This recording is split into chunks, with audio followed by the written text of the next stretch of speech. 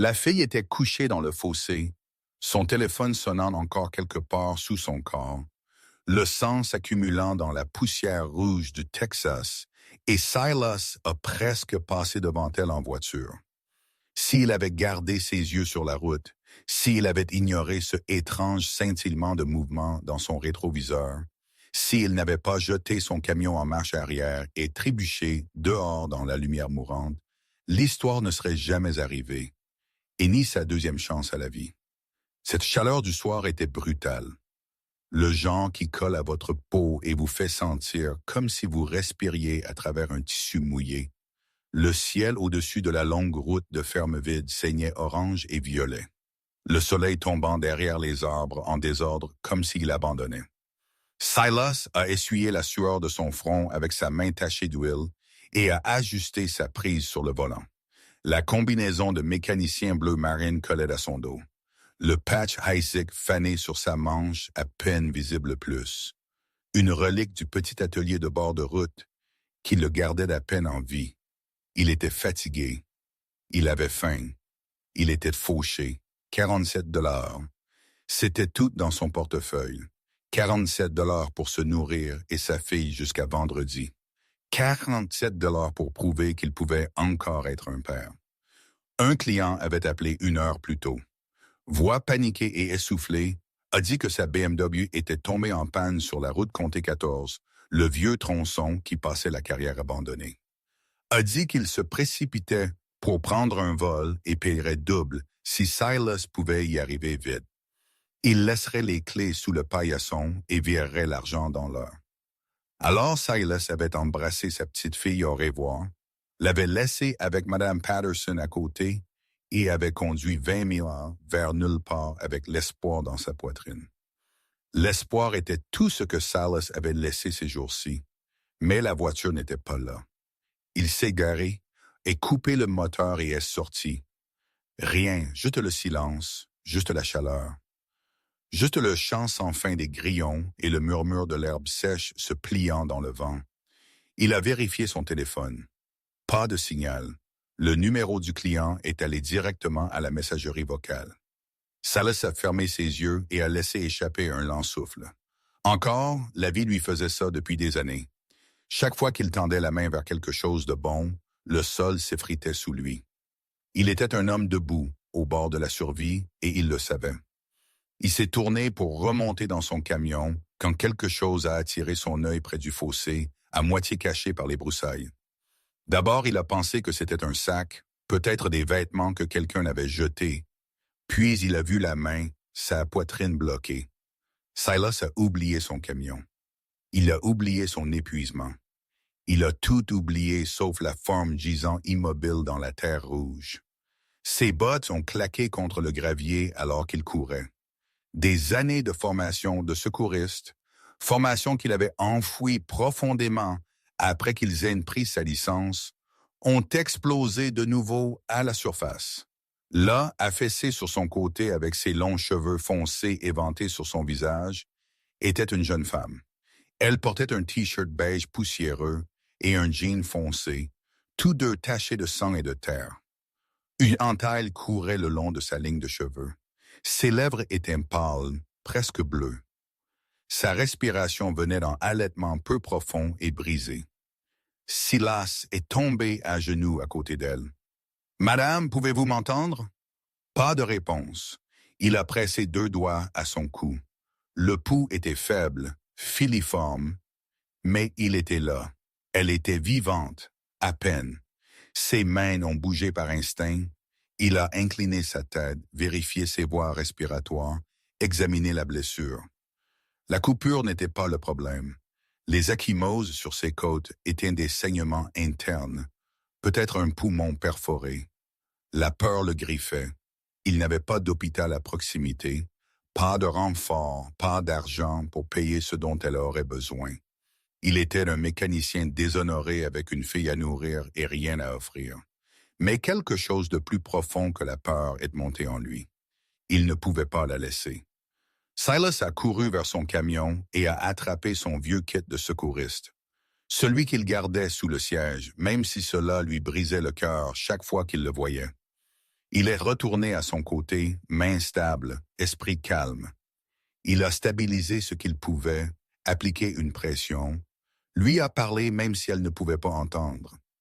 Reste avec moi. Tu vas bien aller. Je t'ai. Quand il l'a soulevée, elle était légère, trop légère, comme si quelque chose l'avait déjà vidée de l'intérieur.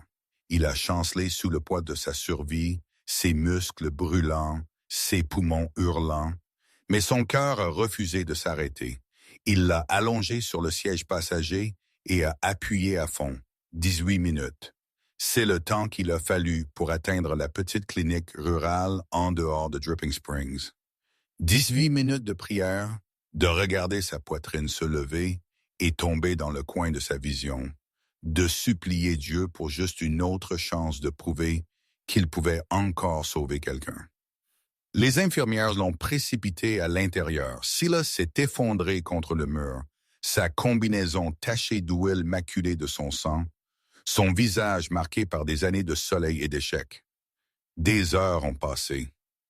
Quand le docteur est finalement sorti, Silas était assis sur le sol, la tête dans ses mains. « Elle va s'en sortir », a dit le docteur doucement.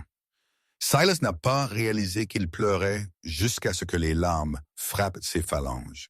Il ne savait pas qui elle était. Il ne savait pas pourquoi quelqu'un l'avait laissée pour morte sur une route solitaire du Texas. Il ne savait pas que ces 47 $ seraient bientôt remplacés par un nombre avec plus de zéro qu'il n'avait jamais imaginé. Tout ce qu'il savait était qu'il s'était arrêté. Il était revenu en arrière. Il avait choisi de sauver une étrangère. Et ce seul choix était sur le point de tout changer pour lui, pour sa fille et pour les forces puissantes chassant déjà la fille qui lui devait maintenant sa vie. Abonnez-vous pour voir comment cela se déroule et commentez d'où vous regardez. J'aimerais vous dire bonjour juste pour savoir jusqu'où notre histoire va.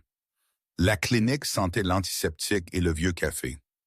Silas est resté toute la nuit à regarder la porte comme un homme attendant le jugement. Les docteurs travaillaient derrière des rideaux qu'ils ne pouvaient pas voir au-delà, et chaque minute se sentait comme une année sculptée de sa poitrine. Quand l'aube a traversé les fenêtres poussiéreuses, il a finalement obtenu le rapport complet. Hémorragie interne contrôlée, 2 côtes fêlées, une commotion cérébrale, des blessures défensives sur ses avant-bras. Quelqu'un l'avait battu, quelqu'un l'avait laissé mourir. Silas a payé pour son traitement initial avec tout ce qu'il avait. 47 $ sont devenus zéro. Il a signé des documents qu'il ne comprenait pas entièrement, se listant comme contact familial parce qu'elle n'avait pas d'ID, pas de téléphone qui marchait, pas de nom que quiconque reconnaissait. Il n'a pas quitté son côté. Le 3e jour, ses yeux se sont ouverts. « Où suis-je » Sa voix a craqué comme des feuilles sèches. « Dripping Springs » a dit Silas doucement. « Petite clinique, vous êtes en sécurité. » Elle l'a regardé, vraiment regardé, saisissant son visage buriné, la tache d'huile encore visible sous ses ongles, l'épuisement sculpté dans son expression. « Vous m'avez sauvé, je me suis juste trouvé là. » Non, ses yeux foncés ont tenu les siens. « Vous êtes resté. » C'est là qu'elle lui a dit son nom. Juste elle a dit qu'elle ne pouvait se souvenir de rien d'autre. Pas comment elle est arrivée à se fausser. Pas qui l'a blessée. Pas d'où elle venait. Les docteurs ont appelé cela amnésie post-traumatique. Silas a appelé cela un problème qu'il ne pouvait pas se permettre, mais qu'il ne pouvait pas non plus abandonner. Il l'a ramenée à la maison. Sa fille Lily attendait sur le porche quand ils sont arrivés. Sa petite silhouette silhouettée contre le toit en tôle rouillée de l'atelier de mécanique. Elle avait 7 ans avec les yeux de sa mère et l'esprit têtu de son père. Quand elle a vu l'étrangère sur le siège passager, son visage est passé du soulagement à la confusion. « Papa, qui est-ce » Silas s'est agenouillé et a pris ses mains. « Quelqu'un qui a besoin de notre aide pour un petit moment. Souviens-toi de ce que je t'ai appris sur faire la bonne chose, même quand c'est difficile. » Lily a hoché la tête lentement, son regard dérivant vers une qui était appuyée contre le camion, ayant l'air de pouvoir s'effondrer. Elle peut avoir mon lit, a chuchoté Lily. Je dormirai avec toi. Silas a tiré sa fille dans ses bras et l'a serrée fort. Elle était la raison pour laquelle il continuait de respirer. La raison pour laquelle il n'avait pas abandonné quand le conseil médical a retiré sa licence à cause d'accusations qu'il ne pouvait pas disprouver. La raison pour laquelle 47 $ avaient semblé une fortune parce que cela signifiait qu'elle mangerait. Cette nuit-là, Silas a installé dans le petit appartement derrière l'atelier. Ce n'était pas grand-chose. Une seule pièce avec une kitchenette, une salle de bain avec un miroir fissuré et des murs assez minces pour entendre l'autoroute. Mais c'était chaud. C'était caché. Et en ce moment, caché importait parce que quelqu'un la cherchait. Il le savait. Au moment où il a vu la berline noire rouler lentement devant son atelier l'après-midi suivant, les vitres étaient teintées. Les plaques étaient hors de l'état. Elle a tourné 2 fois avant de disparaître sur la route de ferme. Silas n'a pas dormi cette nuit-là. Il s'est assis dans le noir avec son vieux fusil de chasse sur ses genoux, regardant la route à travers une fente dans les rideaux. Lily était recroquevillée sur le canapé derrière lui, respirant doucement. Encore trop faible pour connaître le danger qu'elle avait apporté à sa porte. Il aurait dû être en colère. Il aurait dû exiger des réponses, mais quand il l'a regardée, pâle, brisée, lui faisant confiance avec une foi qu'il n'avait pas gagnée, il a seulement ressenti la même attraction qui l'avait fait s'arrêter sur cette route vide. Des jours ont passé. La berline noire n'est pas revenue. Silas a recommencé à respirer. Era est devenue plus forte. Elle a commencé à aider dans l'atelier, lui tendant des outils, le regardant travailler avec une fascination tranquille. Elle n'était pas habituée au travail. Ses mains étaient douces, ses mouvements incertains, mais elle a appris vite et elle ne s'est jamais plainte. Un soir, elle était assise sur une caisse renversée pendant que Silas lui donnait de la soupe d'un bol ébréché. Sa couleur était revenue. Ses ecchymoses s'estompaient dans jaune et vert. Elle a regardé Lily jouer avec un chat errant près de la porte du garage et quelque chose a changé dans son expression. « Vous n'avez rien, a-t-elle dit doucement, mais vous m'avez tout donné. » Silas a haussé les épaules. « J'ai elle. Ce n'est pas rien. » Ara a regardé lui pour un long moment. « Je commence à me souvenir. » Les mots ont plané dans l'air comme de la fumée. « Prenez votre temps, a dit Sheila, mais elle n'avait pas besoin de temps. Les souvenirs sont revenus en flot cette nuit-là, s'écrasant à travers ses rêves et la réveillant avec un cri qui a fait courir Silas avec son fusil à la main. Elle était assise dans son lit, tremblante, son visage mouillé de larmes. « Je sais qui je suis, a-t-elle chuchoté.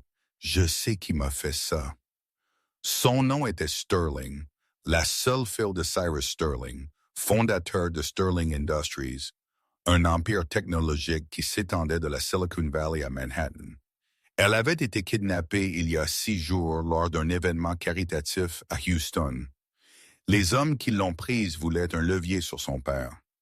Quand la négociation de rançon a échoué, ils l'ont battue, droguée, et l'ont jetée sur une route secondaire pour mourir. Silas s'est assis lentement, le poids de ses mots pressant contre sa poitrine. « Votre père est un milliardaire. Oui, et les gens qui vous ont prise, ils reviendront. » Sa voix était stable maintenant, endurcie par le souvenir de ce qu'ils avaient fait. Ils reviendront pour finir ce qu'ils ont commencé. Silas a regardé vers la porte où sa fille dormait. Il a pensé à son compte bancaire vide, sa carrière ruinée, sa vie tenue ensemble par du ruban adhésif et du désespoir.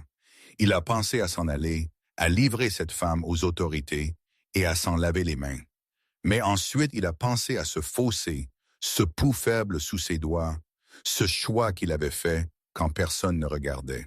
« Alors nous serons prêts, » a-t-il dit. 3 jours plus tard, ils sont venus. Pas les ravisseurs, quelque chose d'autre. Un convoi de SUV noirs a roulé sur le chemin de terre comme une procession funéraire, soulevant des nuages de poussière rouge qui ont obscurci le soleil de l'après-midi. Silas a compté 5 véhicules, chacun poli jusqu'à une brillance miroir qui semblait obscène contre le fond rouillé de son atelier. Des hommes en costume bleu marine ajusté sont sortis en premier. Sécurité clairement avec une posture militaire et des yeux qui scannaient chaque ombre. Puis la porte arrière du véhicule de tête s'est ouverte et un homme a émergé qui n'appartenait pas à ce monde. Il portait un costume bleu roi élégant avec une cravate rose vif. Ses cheveux étaient argentés aux tempes. Sa mâchoire figée comme du granit et ses chaussures polies ont laissé prince dans la poussière alors qu'il avançait avec l'autorité de quelqu'un à qui on n'avait jamais dit non. Salas a marché sur le porche. Fusil abaissé mais visible. L'homme s'est arrêté à 10 pieds de distance. Ses yeux ont bougé passer Silas à la fenêtre, où est le visage s'est apparu, pâle et les yeux grands ouverts. « Papa » a-t-elle respiré. Le masque de Cyrus Sterling s'est fissuré juste pour un moment. Juste assez longtemps pour que Silas voie le père sous le milliardaire, l'homme qui avait passé 6 jours sans savoir si sa fille était vivante ou morte. Puis le masque est revenu et ses yeux perçants se sont fixés sur Silas. « Vous êtes celui qui l'a sauvé. » Ce n'était pas une question. Abonnez-vous pour voir comment cette histoire satisfaisante se déroule et commentez d'où vous regardez. J'aimerais vous dire bonjour juste pour savoir jusqu'où notre histoire va.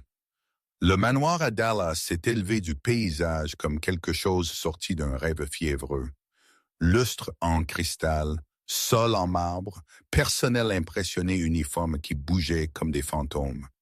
Silas se tenait au centre de tout cela, portant toujours sa combinaison tachée d'huile, se sentant comme une tache sur une toile immaculée. Cyrus Sterling était assis derrière un bureau en acajou qui coûtait probablement plus que tout l'atelier de Silas. Il a fait glisser un chéquier sur la surface. « Dites votre prix, » a dit Cyrus. « Tout ce que vous voulez. Une maison, une entreprise, $1 million, 10 millions. Écrivez le nombre vous-même. » Silas a regardé le chèque en blanc. Il a pensé à Lily, au percepteur de dettes, aux années passées à vivoter avec rien. Puis il l'a repoussé. « Je ne l'ai pas sauvé pour de l'argent. » Cyrus l'a étudié avec ses yeux perçants. « Chaque homme a un prix. »« Peut-être. » Silas s'est levé. « Mais le mien n'est pas à vendre. » Il est sorti de ce manoir avec les poches vides et quelque chose qu'il n'avait pas ressenti depuis des années. Fierté. Mais le monde n'avait pas fini de le tester. En une semaine, le visage de Silas était partout. Pas comme un héros, comme un méchant. Les présentateurs de nouvelles l'ont appelé une fraude.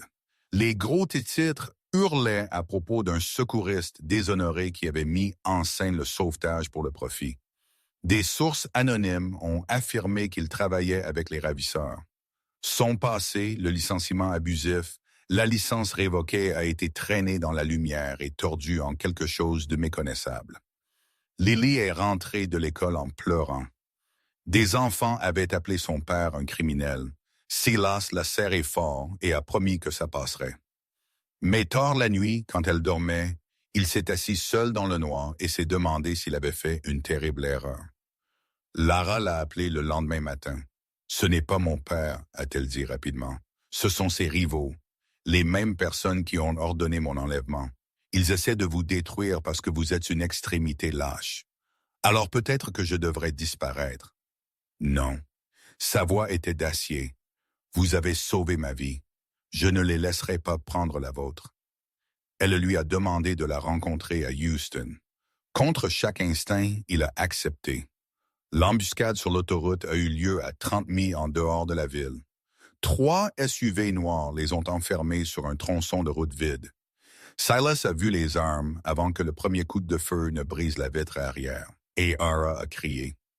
Le conducteur, un des hommes de sécurité de Sterling, s'est affaissé en avant, le sang se répandant sur sa poitrine. Silas a saisi le volant. Tout après cela était instinct.